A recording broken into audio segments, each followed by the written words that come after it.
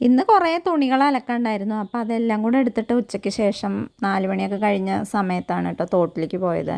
തോട്ടിൽ വല്ലാതെ വെള്ളമൊന്നും ഉണ്ടായിരുന്നില്ല. അത്യാവശ്യം ചെറിയ തോതിൽ വെള്ളമേ ഉണ്ടായിരുന്നുള്ളൂ.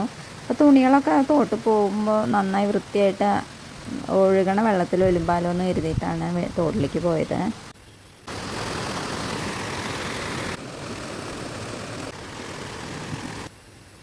പിന്നെ തോട്ടിൽ പോയി വന്നിട്ട് പിറ്റേ ദിവസത്തെ രാവിലേക്കുള്ള അരിയാണ് കേട്ടോ. അതിൽ കുറച്ച് പൊടിയൊക്കെ ഉണ്ട്. അപ്പോൾ അതിനെ ഒന്ന് മുറത്തിലൊക്കെ ഇട്ടൊന്ന് പേറ്റി വെക്കുകയാണ്. അപ്പോൾ രാവിലെ നേരത്തെ ചോറൊക്കെ വെക്കേണ്ട കാരണം രാവിലെ അതിനൊന്നും സമയം ഉണ്ടാവില്ല.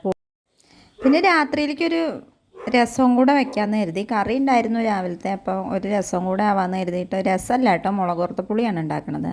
അപ്പോൾ കുറച്ച് പുളി വെള്ളത്തിലിട്ട് അതിനെ നന്നായി പിഴിഞ്ഞെടുത്തിട്ട് പച്ചമുളകൊക്കെ കീറിയിട്ടിട്ട് തിളപ്പിക്കുകയാണ്.